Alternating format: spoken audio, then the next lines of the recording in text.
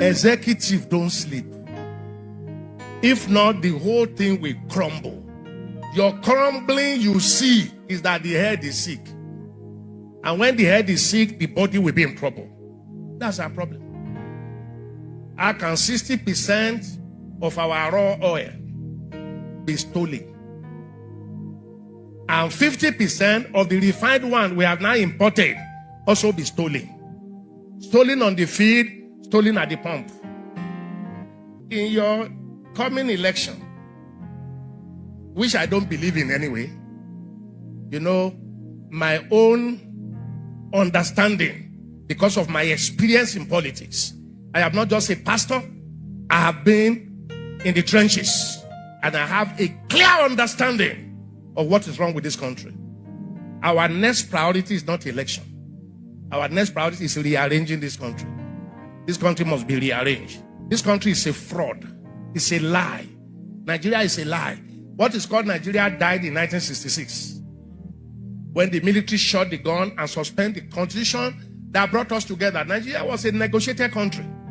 It was negotiated under the British that the only way that a country like us, close to 300 nationalities, people with different ideas, different orientation, different religion, different mindset, different way of life, the only way they can cohabit is if they are allowed to govern themselves in their different setting.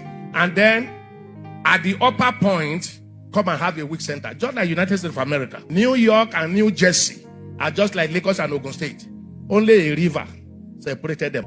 Two close states, two different governments, two different laws.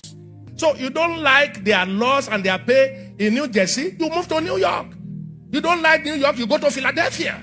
You don't like Philadelphia, you go to Atlanta. Everyone is separately governed. Do you see their election acrimonious as ours? No, state by state election. And then they coordinate it at the center. But everything comes from one source here. That's military. That's military. We are still under military rule, which we now call democracy. There's no democracy in Nigeria. So we must first of all restructure this country and go back to pre-1966 setting, modify it. This country cannot work except we go back to what we negotiated. When people say Nigeria cannot be negotiated, I say it's a lie. It was negotiated. It was negotiated. Under Shifabami Awolowo, Nnamdi Azikiwe, Ahmadu Bello, it was negotiated. And everyone believed, grow your own area, I will grow my own area. We meet at the top. How come we are shut down? When February you are going to vote?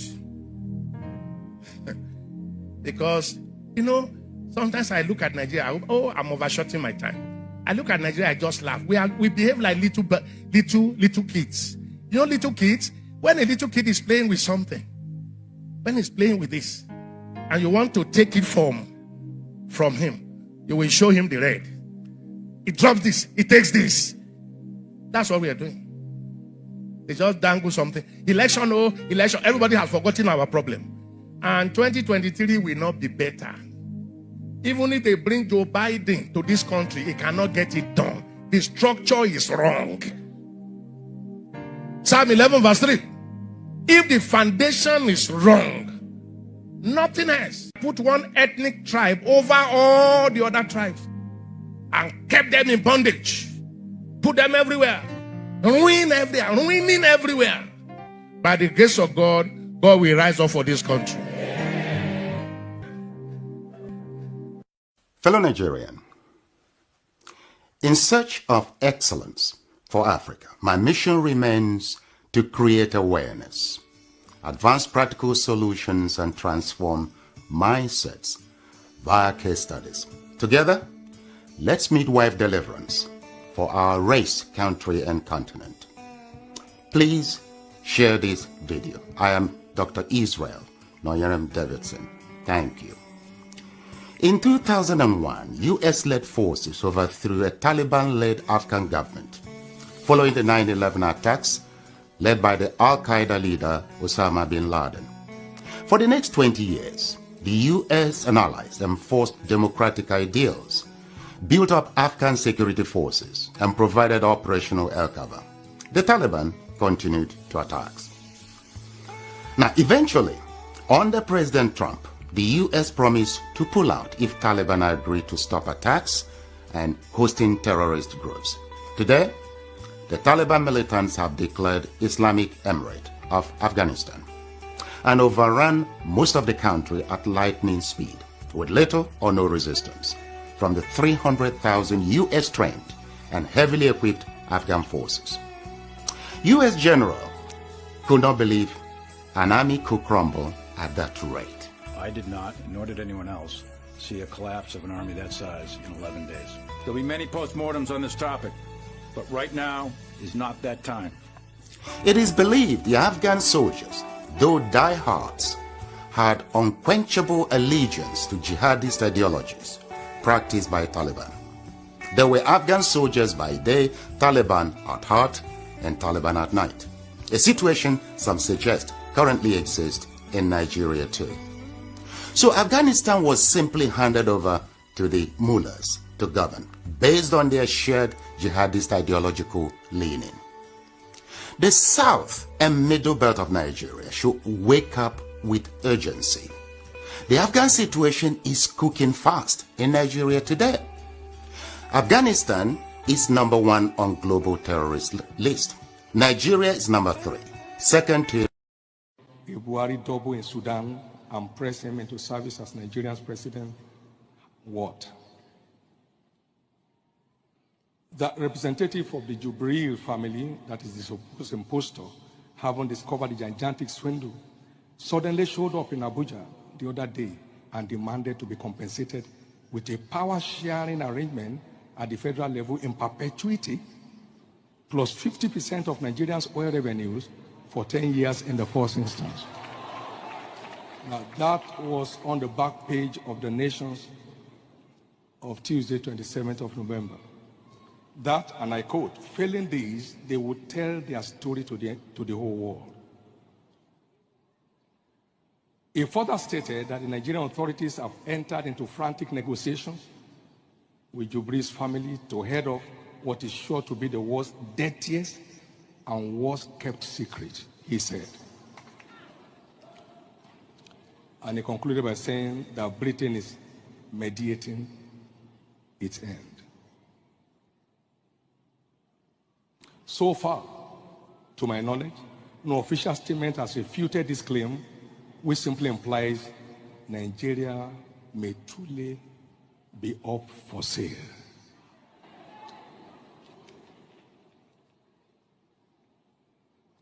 The question is, has Nigeria now suddenly become a population of fools? I believe it's time to come away from our slumber and salvage this nation from slavery.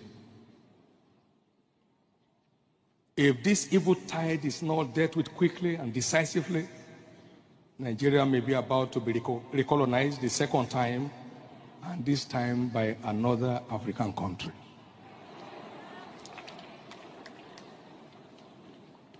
What a shame and what a misfortune that will be. God forbid. You know, when we pray, we must be sensitive to the ongoings. If this is... I'm asking a very pertinent question. Is Nigeria working for you? Major General Muhammadu Buhari retired, knew the solutions to Boko Haram till he finally became president. He asked ex-President Jonathan to resign because of insecurity. He cried empathetically. He promised to end Boko Haram in 3 months. But now, he's telling us he's done his best to arm the military. Why isn't he resigning? Governor Fashola knew the solutions to providing stable power supply till he became Minister of Power, and darkness pervaded the land. After trying hard and giving excuses like he only plays a supervisory role, the ministry was assigned to someone else. Power grid, still they collapse. The NSAS protests were tagged insurrection. In fact, Someone said Aisha Yusufu ought to be in jail for instigating violence. Then farmers were beheaded in Borno. Same person asked Aisha Yusufu to lead a protest. Aren't these people supposed to forbid hypocrisy? Is Nigeria working for any Nigerian today? From leaders hoarding food for the poor, receiving kickbacks from government contracts, to farmers needing permission to go to their farms. Is Nigeria working for you? Why is Zamfara's gold for Zamfara and Niger Delta oil for Nigeria? Why is Hisba destroying alcohol, but their state governments receive federal allocation from monies received via taxation, including tax on alcoholic beverages? Why are some federal roads abandoned to bandits and kidnappers? Who is in charge of Nigeria's security? The president is talking tough this time. Most times, he's as shocked by the rest of us by the absence of good governance under him. Regardless of his campaign promises and the manifesto of his political party, Nigeria has rolled back in terms of development. From Naira continually losing its value to our recently launched locomotive trains breaking down in the middle of nowhere. Nigeria has to be working for some people though. The government can do no wrong. To this set of people, their money isn't being stolen, even if the money is being borrowed, leaving debts for their own children to pay in future. Even if the leaders don't use public institutions, from sending their children to Ivy League schools abroad to getting medical treatment abroad, some people who have nothing and we need to donate money for their medical bills if they have a serious ailment, continue to hail the obvious lack of good governance till Nigeria happens to them. Then they get a little pissed. May Nigeria never happen to you. Say amen. We deserve better than the political class who go home with millions monthly to represent people who can't even afford to feed themselves. I am Olajumoke Alaode James. Nigeria is not working for me. Is Nigeria working for you?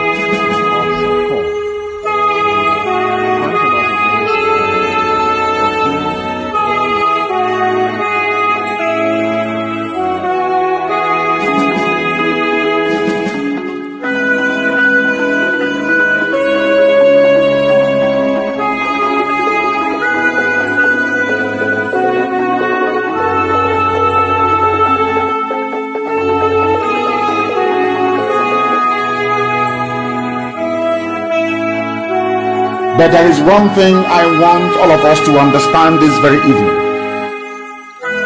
We are facing a very formidable array of enemies, both external and within. And we are going to overcome each other.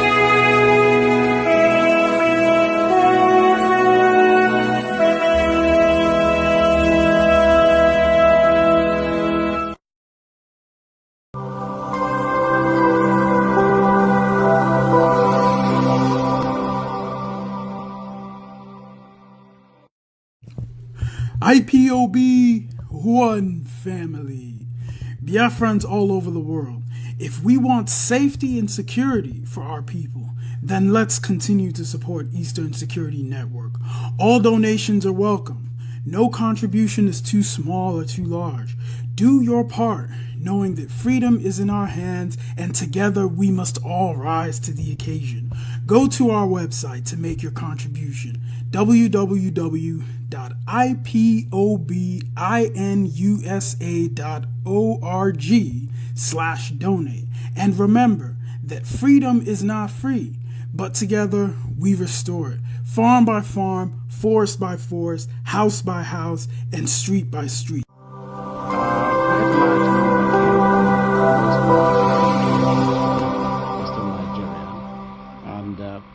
Particularly many of the senior officers. Senior officers also came from other parts of the country. But from this side, because the people from here, from Biafra, that is the old eastern Nigeria, are very go-ahead people. And a number of them had joined the army in the officer corps. And quite a lot of these were killed during the July program. And I myself, I'm not an Igbo man, but I was to be killed also, and I just managed to escape. And a few of the officers escaped, but very many were killed. Those that were killed came from what was then Eastern Nigeria. For instance, Major Rock is not an Igbo man, but he was killed. He was killed in Kaduna. Major Kanam was killed in Lagos, and he is not an Igbo man. And several others like that. I'm trying to say that the people, the officers killed, came not just from one tribe, but from the eastern Nigeria as it then was. Yes. And so there you are. It was lucky for those of us that escaped. Yes. I september begynte nye store uroligheter I nord, som førte til at mellom 20 og 30 000 iboer ble massakrert. Mesteparten av Nigeria on a daily basis witness the impunity which is so-called Fulani herdsmen extremists who share an ethnic and religious identity with President Buhari and the Fulani elite, which now dominates all key institutions in Nigeria. To open an investigation specifically into the wide-scale and systematic killing of the civilian population, and most notably targeting the indigenous people of Biafra. Clear that now we've put the Biafran issue on the radar screen of the government, of the Biden administration, of Congress. Ongoing and wide-scale systematic killing of the civilian population, and again specifically targeting the IPOB. Of weapons being used against Biafrans, but affirmatively supporting an effort to have a independence referendum organized and conducted by the United Nations, as we've done in South Sudan. They formally open an investigation and look into what we are identifying as a genocide that's being committed by the Nigerian government and extremist Fulanis against the indigenous people of Biafra. There's been nothing in experience since 1960 to suggest there simply is not a way, given the history of division between the Fulani and the Biafrans, to think that they can coexist under a single sovereign roof.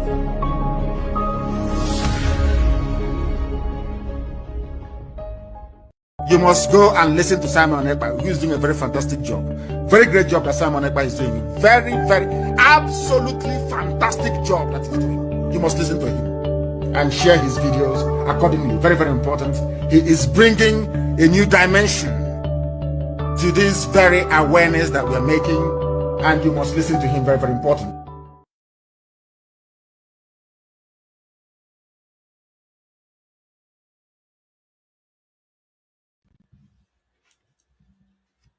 Good evening, fellow Biafrans.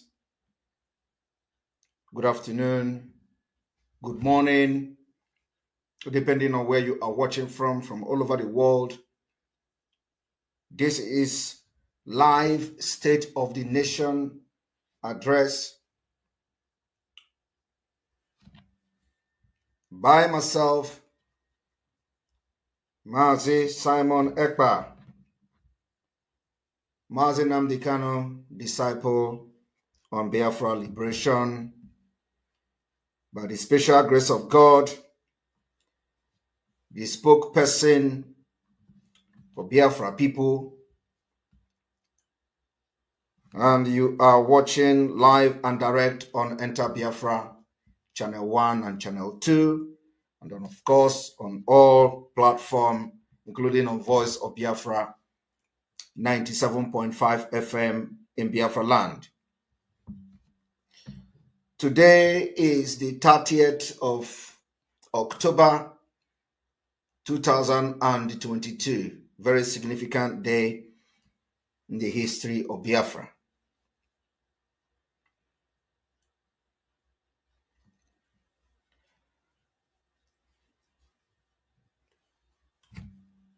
With the very deep sadness in my heart, I have come this day with this emergency State of the Nation address, specifically to address the Southeast governors.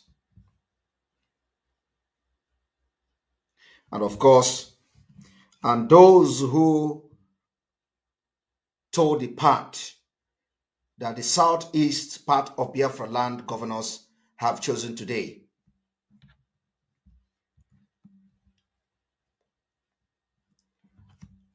We want to inform the Southeast governors today that they have actually truly demonstrated that, and they have declared that they are the enemy of the people. Before going forward, I want to make this very clear to everybody watching and listening to this State of the Nation broadcast that I am a liberator. I am a freedom fighter. The most part of my job today is to fight with everything in me to restore freedom of my people, which is Biafra people. And that I have volunteered to do in uprightness, genuinity, and with every strength that I have.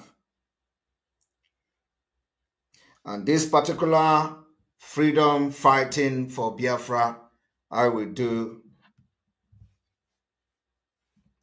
with everything in me, so that Biafra will be free from Nigeria by 2023.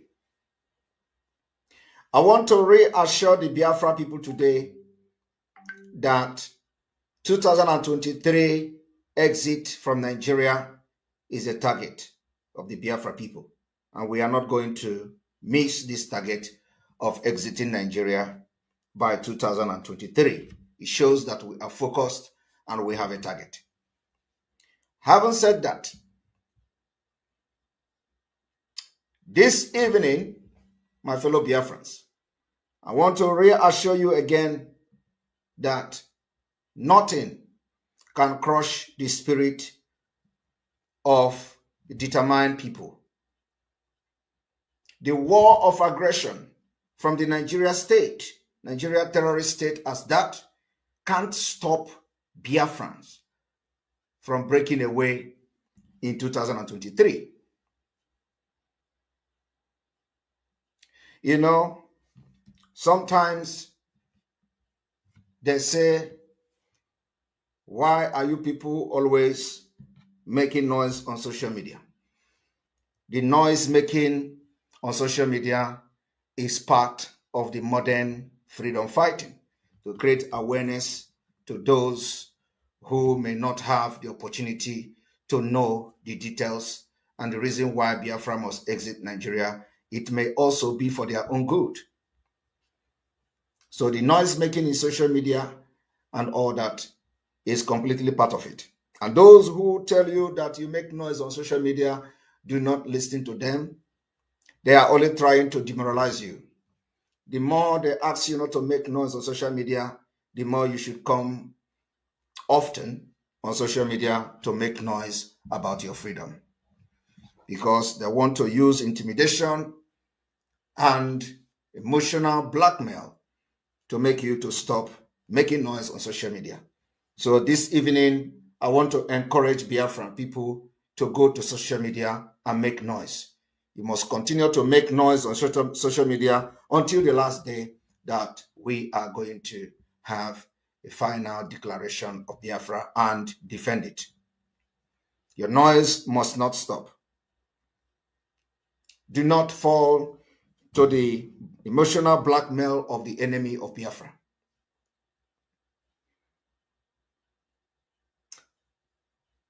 I want to also respond to those who will be making references to how the terrorist Fulanis, Boko Haram, and their likes operate, trying to tell us how to fight our freedom because we come to social media to make noise. We want to respond to them today as well, as we have always done in our previous State of the Nation broadcast, that we are not terrorists, so we cannot operate like them.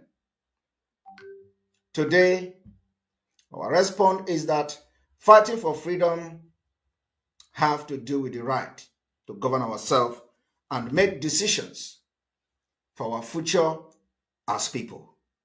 This is not what the terrorists are fighting for. The terrorist ideology is completely different from ours. And I will dare want to make reference again today from a man called Abu Musab al-Suri, one of the main Al-Qaeda ideologists who have championed a massive societal indoctrination campaign to promote the tenet of the militant jihad among Muslims worldwide. This ideology seems to have made very deep inroad around the world, and of course in the life of those called self-described jihadists, as they rely heavily upon that particular ideology and promote suicide oppression, claiming that the reward referred to in Islamic scripture will be accorded to those who carry out such act. That is not the path that the Biafra people are taking as we embark on the liberation of Biafra.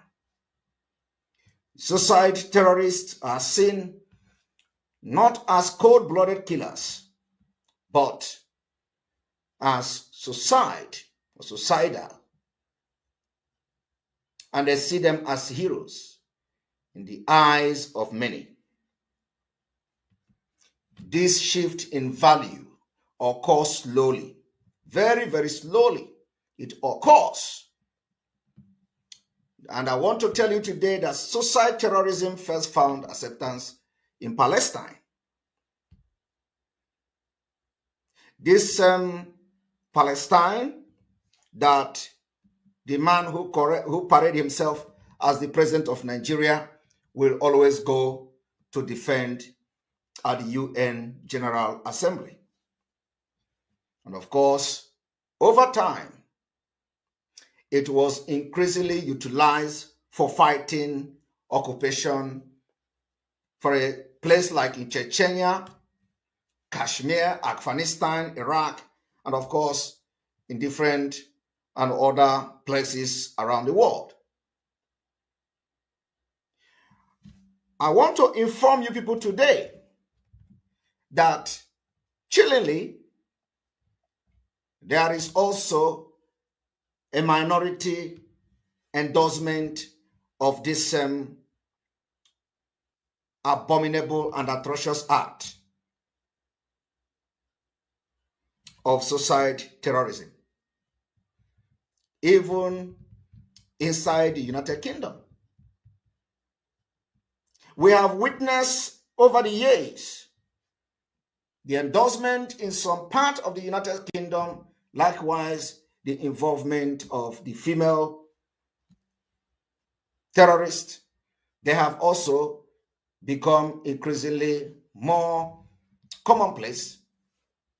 And of course, they have to debate it amongst terrorism perpetrators.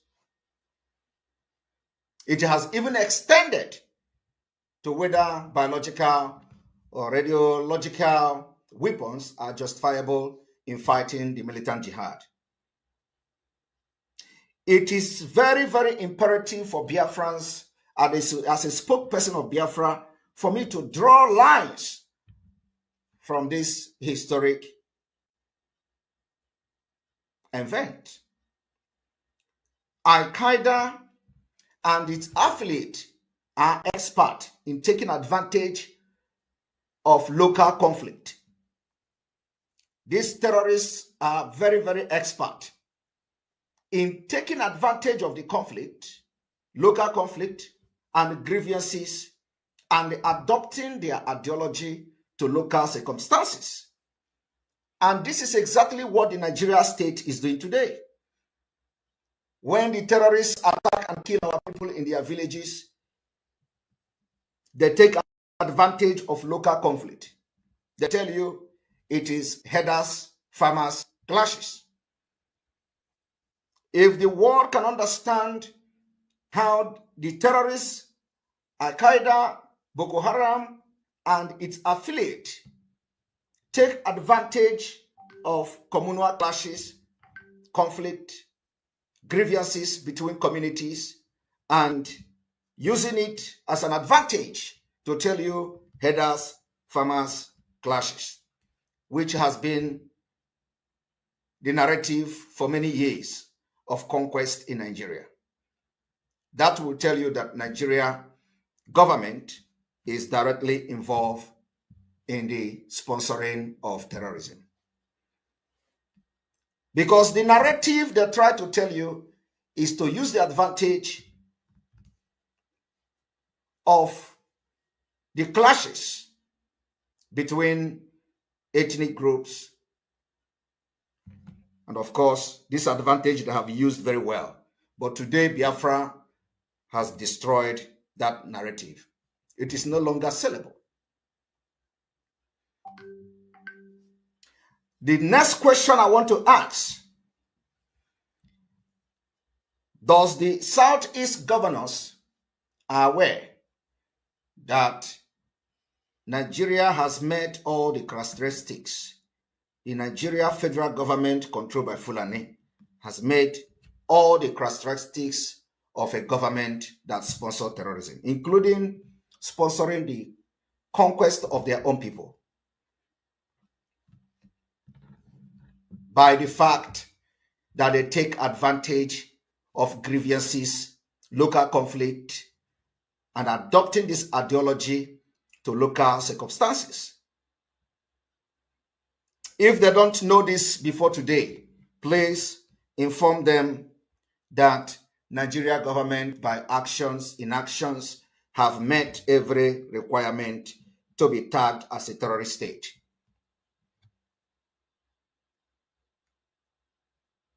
Today, we want to also inform Biafrans that to fight terrorism, we must therefore understand the pervasiveness of the so-called Islamic ideology, stand to and adopt to reverse the radicalization in the mainstream Islamic discourse. The world and its communities have bear us witness on our civil approach to this Biafra liberation. The crisis in Biafra land, the planned annihilation of Biafra people, the ethnic cleansing which the governors of the Southeast have directly participated and aided the Nigeria government in quest to maintain their status quo. We therefore, again today, redeclaring we cannot stand idle and watch the total extermination of our people by the Fulani federal government of Nigeria, either directly or by proxy, using the governors of the Southeast. I want to also commend at this juncture alliances that we have had so far. I want to commend especially General Orji in his speech today, the 30th of October, 2022.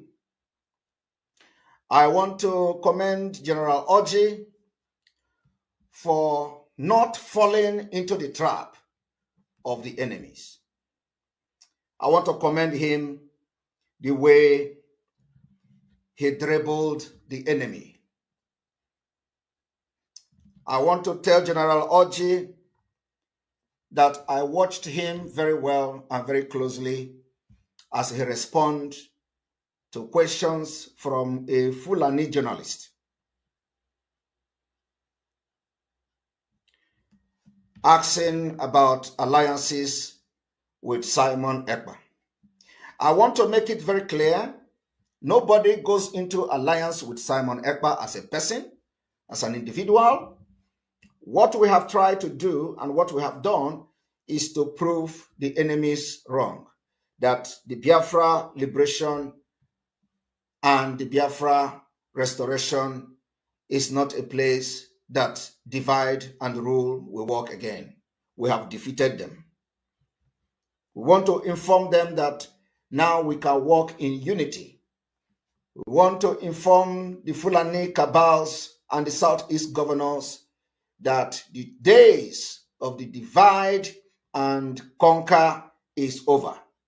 And the main reason why we bring every group together, almost every group together, is to show our preparedness for Biafra and to make sure that our strength are utilized in uniform.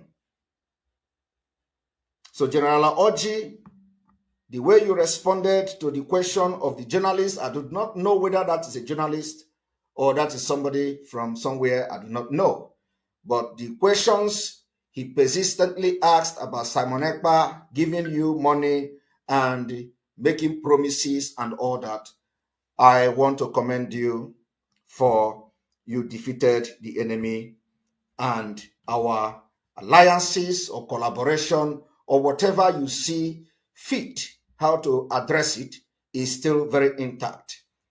The promise we made in our alliance meetings or our collaboration meetings or our unison meetings is still intact. And we are working on it, and it remains like that. And I cannot make this broadcast today without commending the way you handled whoever that journalist is. And I will also recommend that you may never wish to invite such journalists into your broadcast, because the questions he asked revealed a lot. And if he is part of you, you may also need to reconsider revealing things that are not to be revealed to such journalists. Everything General Orji said on the video, I can confirm it is true, and there is nothing to subtract and nothing to add. The alliance between the Biafra National Guard happened in August. And of course, we are just in October, August, September, 1 month interval. We are just in October. And you do not expect a lot to start happening just like that. We are all struggling to make sure that we provide whatever that is needed for Biafra liberation. And for that reason, the Biafra National Guard is the army of Biafra, and they have been in existence before we go into the unification to make sure that we are fighting in one cause. I want to inform those who may have been disappointed with the way General Orji responded today is that the most important thing is we are all fighting for Biafra, and we respect each other, and we respect each other's values and qualities. It is no longer like before, where you will be calling General Orji a criminal. It is no longer like before, where other IPOB members will be calling General Orji a betrayer. It is no longer like before, like the journalists asked him, where they will brand him as somebody who worked with DSS. That we have been able to defeat. Nobody will call General Orji, not from our own side, a betrayer. There is no reason for that. But this has been the mechanism that the Fulani have used to destroy the Biafra struggle for many years. They made you understand that every other group that is fighting for Biafra are not genuine. They make you understand that BNL are not genuine. Today we have united with the BNL and they are doing a great job. They make you understand that Sabot are not genuine. Today we have been able to unite with Sabot and they are doing a great job. They make you understand that many groups in the Riverine area are not genuine. Today we have united with them and they are doing great jobs in their different zones. These are the things we have been able to achieve. We may not have billions of dollars to give to every alliance to be able to purchase whatever necessary equipment that is needed, but we have been able to set a standard that will lead us to greatness. And that particular achievement will remain like that until we begin to do the things that are needed. So I commend you, General Orji, for the maturity you displayed. And I want to tell you today that our discussion, the promises and everything is still intact. And there is no change to that. Rather, we are going to make sure that we better from today going forward. The Southeast governors today have shown and demonstrated that they are the worst enemy of Biafra people. And this State of the Nation broadcast is primarily targeted at addressing them. Today we have read from the Nation's newspaper that the Southeast governors recommend political solution on our leader, Mazi Nnamdi Kanu. This is completely unacceptable in the sense that we waited for the Southeast governors to give at least statement on the court ruling, which exonerated Mazi Nnamdi Kanu, discharged and acquitted him on the 13th of August. The Southeast governors did not react to this particular court ruling. They neither did not compel or advise the Nigeria Fulani terrorist government to follow the court order, at least without them heeding to their advice. Today, from the Nation's newspaper, we can say that the Southeast governors on Sunday expressed their belief in using political solution to free our leader, Mazi Nnamdi Kanu. And when the court gave a statement and passed a ruling that Mazi Nnamdi Kanu will be discharged and acquitted, and the Southeast governors did not make any statement to that effect. We want to inform them today and inform Biafrans today that this attitude displayed by the governors of the Southeast today has directly indicted all of them and their involvement in the kidnap of Mazi Nnamdi Kanu from Kenya. When the court passed a judgment, they refused to compel the federal government to respect their own law. And they worked underground to change the judges, and today elephant can fly in Nigeria. And that is when the governors of the Southeast summoned the courage and have the impetus to come out publicly and disgrace themselves by calling for political solution, when a competent court in your own country have released and discharged Mazi Nnamdi Kanu. Today, we declare the governors enemies of Biafra. And because it is the Biafra people that voted them to power, we are going to take the power away from them before the election.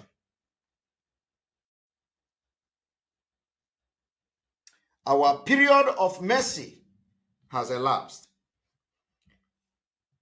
The disappointment coming from the resolution of the Southeast Governors Forum today is the highest knife stabbed on the chest of Biafrans. And we are going to give them sleepless night from today. We have done everything that needed to be done to ensure the security of lives and properties in Biafra, and of course, in the wider Nigeria.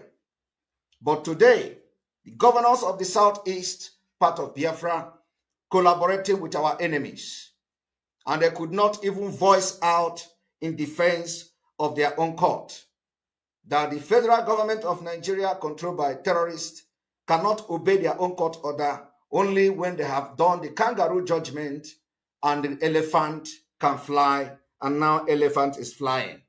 Only then they summon courage to have a meeting. I remember that a few days ago, I was addressing the Southeast governors where I made mention that they haven't converged for a meeting for a very long time. And I believe that this shenanigans meeting that you see them having today is coming from the fact that I have reminded them that they have not had a meeting for a very long time since the kidnap of Mazi Nnamdi Kanu. Because they follow us every day. We are watching them as well as they're watching us.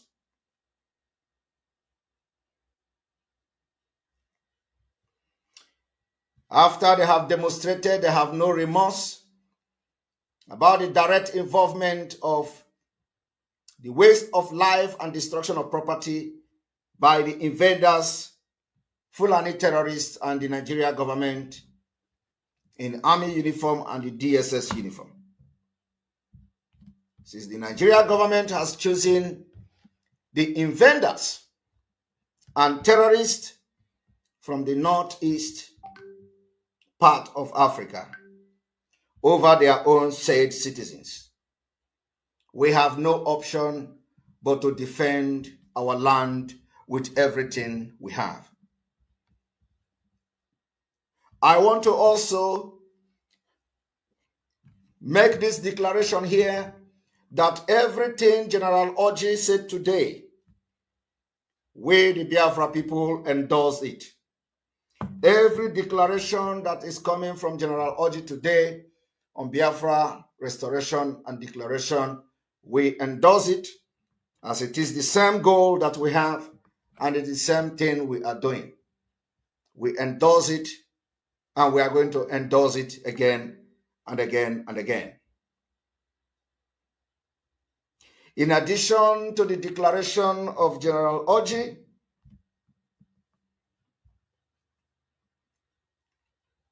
I want to also make very clear the following. We can all remember from the Nigerian newspaper, from the Tribune report of the 16th of August, 2022, where General Dambazu said, and quote, the army forces with a population of about 200,000 have the deficit to confront the terrorists as they have been overstretched. It is to review our counter-terrorism strategy to eliminate these state actors, as security should be the top agenda as we gradually approach the 2023 general election. I want to inform Biafrans that by every ramification and every information available to us, Nigeria army cannot defeat us in battle. They have no capacity. They may have the military jet, they may have the military helicopter, the gunboat, and what have you. But let me tell you today, Nigeria army and security agencies are divided like never before. The division in them is worse than what is happening at the National Assembly. And we know that very well.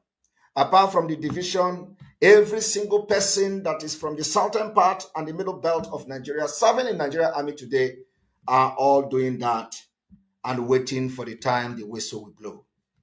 The example of it is the former spokesperson of the Nigeria army, the name of General Enenche, who, after lying about the killing of Lekki Tollgate, he came back to apologize that he had to lie, which means he himself was also taking a second option while he was serving as the spokesperson of Nigeria army. Had it been that somebody like General Enenche was still serving in Nigeria army until the liberation of Biafra start, you think he is going to abandon his middle belt and fight for Nigeria? He will never do that. I just want to give you an example. But you know, there are thousands of Enenche serving in Nigeria army today, lying and displeasing their people. And when they go back their homes, they sleep on their bed and they cry. They cry to their families, they cry with their wives, they cry with their children, and they come out the next day and smile, waiting for who is going to take the lead for Nigeria to be disintegrated so that they will not continue to live in that perpetual bondage.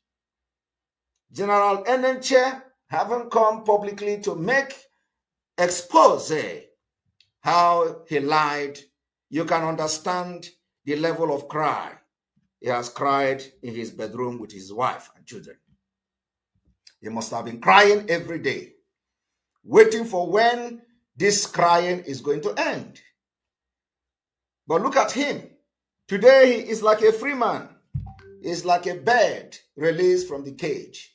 He jumped from one interview to another, narrating how he lied and how God can forgive him and all that. This is what is happening to almost 90% of Southerners and the Middle Belters serving in the Nigeria army. I am telling you the fact. Having said this, the same thing is applicable to the governors who have come to say, Mazi Nnamdi Kanu, they are adopting the political solution. The reason they have not come out when the court discharged and acquitted Mazi Nnamdi Kanu is because the governors of the Southeast are also crying with their wives and children because they don't want to lose relevance and power. We are going to take it away from them before 2023. Mark my word. They have actually touched the spirit of the dead. And the spirit of the millions of Biafrans that died for this freedom will rise up to start confronting them from this week. Let me inform you today, Abuja is under almost lockdown for the threat of terrorist attack. Go to Abuja today, the capital of Nigeria, everywhere is deserted. People are going out with fear of the unknown, the uncertainty of coming back if you go out of your house in Abuja is unknown. That is the capital of Nigeria. If capital of Nigeria, people can be unsafe, what makes you think that you are going to make it to 2023 as a Nigerian? From the UK Country Policy and Information Note, the UK claimed that Biafra is loosely defined area in the southeast of Nigeria that roughly correspond to the state of Abia, Imo, Ebonyi, Enugu, and Anambra. This is a very big lie. By the time we get to the February of 2023, the United Kingdom will come and tell us how they arrive at this particular information. The dispute of our land and borders is not the biggest priority at this point. And I believe that in few days' time, you are going to know the territory of Biafra through the activities of the Biafra Liberation Movement. We must, from today, correct the United Kingdom, just like we have always done, that this is a fallacy taken too far. The Biafra territory, we all know, existed many years, even before the Nigerian independence. And we know the state, how the state has been divided and deliberately changing the demography of our nation. And the history they cleared out of the schools, we have been able to recover all of them, and we know better. We will continue to show our readiness to exit Nigeria by 2023 through different means.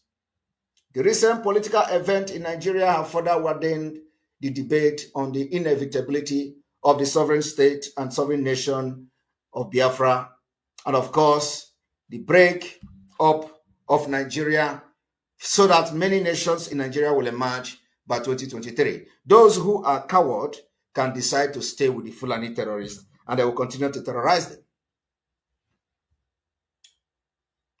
Before going into the declaration which we have made in the past, in addition to what General Oji have done today, we thank those, our alliances that we have not mentioned, especially those secret ones that we never wanted to mention their names. We thank them and we say, let your spirit continue to be high, because the time has come. The November of 2022 will be another history. We will leave a very big mark in the mind of one Nigerianist in November 2022. Therefore, from previously, we have already made our declaration very clear as we continue to fight for the freedom of Biafra people. We have witnessed kidnapping, the increase in kidnapping and all that. The governors of the Southeast has come to say, showing their dissatisfaction, claiming they want to increase the federal patrol or the highway patrol in the southeast of Nigeria. We want to inform the governors that you cannot increase the federal highway patrol when the federal highway patrol are those that are kidnapping our people. You cannot deploy more military bandits and terrorists into the highway or in Biafra land where people are being kidnapped just 2 kilometers and 200 meters away from the military checkpoint. I do not understand what the Southeast governors meant by saying they want to deploy more security patrol on the highway. Does it mean that they want to increase the kidnapping? Does it mean that they want to make sure that every Biafra is killed? Does it mean they want to make sure, have they gone into agreement to annihilate our people before 2023? We want to inform them that from tonight, anywhere we see the state actors which have directly involved in kidnapping our people, and the Fulani have abducted them. From all evidence, fact available to everybody, both those that we have on wiretape, those we have on the video, both the testimony from victims, survivors, and all that, the every point and finger is pointing at the military collaboration with the bandit and the terrorists who have invaded our land. They give them cover. They also share the ransom with them. For that reason, we don't want to see any military patrol in Biafra road from today. There will be no military and a paramilitary patrol anywhere. It is a counter order to the governors of the Southeast. And the non-state actors, headsmen, collaborating with the army to carry AK-47 and the terrorists from the Sahel to kill our people. Anywhere we see them in our forests, we are going to confront them. So as the governor is making arrangement to deploy more kidnappers to our road, we are telling them this night that we are going to start confronting them face to face. And it is going to be the part of liberating Biafra. From tonight, we are going to continue to maintain the enforcement on open grazing in Biafra land. Any cow you see anywhere destroying our crops and they carry AK-47, bring them down. As simple as that. It does not matter. Once you see them, confront them. In order to safeguard our people, our women and children from the incessant kidnapping by the terrorists in collaboration with Nigeria Army and Police, the evidences are there. The national security of Biafra have taken it upon themselves to confront any Nigeria Army uniform anywhere in Biafra land from tonight. To show our readiness to break away from a terrorist country, from Nigeria by 2023. From tonight, we are declaring that every military, police, and custom checkpoint in Biafra land from tonight will be a target. Nobody will be allowed to be using Nigeria uniform to cover the kidnapping of Biafra people. The evidences that we have so far have proven that the military checkpoint, custom police checkpoint in Biafra land are used by the terrorists. Because every kidnapping happening in Nsukka from Enugu to Onitsha to Were to all these places are happening just by the military checkpoint. So for that reason, we don't want to see them again. If we see you on checkpoint, you are a terrorist. Until you tell us how come you are 2 kilometers away from your checkpoint and Fulani are stopping our people with a sporadic gunshot and kidnap them inside forest, and you are there and you don't confront them. From most of the indication, most of the intelligence gathered so far is that even after they kidnap these people, they share the ransom. So we are making it very clear today. If we see you anywhere, any checkpoint, you are a terrorist and you'll be treated as such. The use of siren, again, is still in force. It has been banned in Biafra land. This will continue until next year, when we will successfully stop Nigeria from conducting election in Biafra territory. The oppression of the terrorist group called the Bubago, and of course, their counterpart, the RVG or whatever they are called, these activities of these terrorists, who are not even Biafrans in the first place, remain banned. And I will tell you today that we are very, very serious. Due to the high level of insecurity in Biafra land today, which the governors themselves have demonstrated to be behind this insecurity for the reason best known to them. It exposes the life of our people to danger when gathered more than 10 persons. And of course, for that reason, we therefore banned again every political gathering in Biafra land, every campaign, every governmental public outreach in Biafra land is hereby suspended. The same way the America are calling on their citizens in Abuja to evacuate, giving them security warning and concern, is the same way the Biafra people will have come today to give security concern to every gathering in Biafra land by making sure that every political gathering is hereby banned, to make sure we preserve your life and protect you. Till further notice. We also want to call on Biafra people to continue to get ready for next year. Probably you have to start stockpiling food for 2 weeks. The food that will take you for 2 weeks, you and your family. If you do not have food, you better start now and talking to people so they can help you to stockpile food for at least 2 weeks. When the time comes that we order you to sit at home for 2 weeks, you will be able to sit at home and you have food that you and your family can eat. This is the small price you are going to pay for your freedom. A lot of people, for example, in different places where crises are happening today, they have been on it for many years. I want to tell you that if you want freedom, prepare for war. In few weeks or days, I wouldn't say in few, because the Biafra flag from our activities ought to have been hoisted in the entire territory of Biafra. You will be expecting it any moment from now.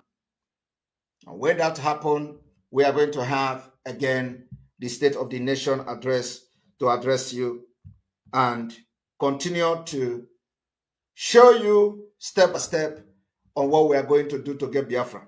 I want to inform Biafrans today that we are just in 126 days to Biafra. Very, very important.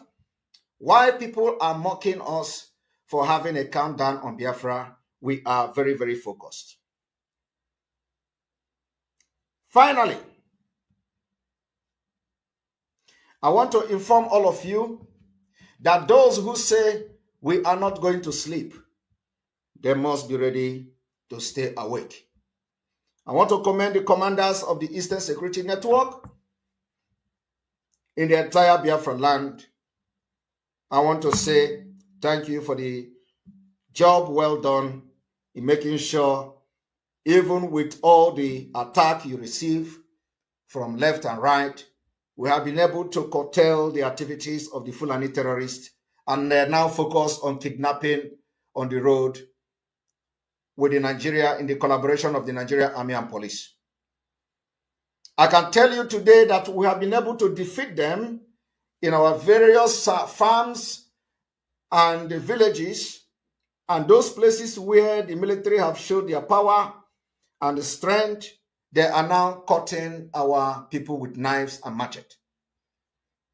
We are going to assure Biafrans today that very, very soon, very, very, very soon, the story will change. We want to commend you all who have been working round the clock and underground to give intels as they come. I want to commend those who are working genuinely, especially in the legal team, who are working genuinely for the freedom of Mazi Nnamdi Kanu. And for the very first time, I want to commend Barrister Aloy Ejimako and his group.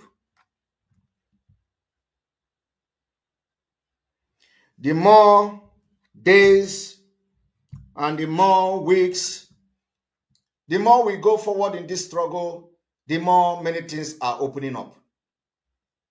And of course, everything is step by step. There are different and many informations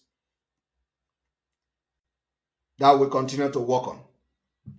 I want to commend them and commend his team for the job they have done so far. And then commend every person in the legal team who are genuinely with their heart, fighting for the release of Mazi Nnamdi Kanu. We do not believe in Nigeria judiciary.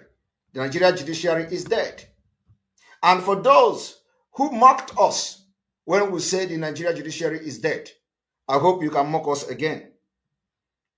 Because in Nigeria, elephant can fly. And we know how to release our leader. We know where and what to do, and he will be out. And we're working on it.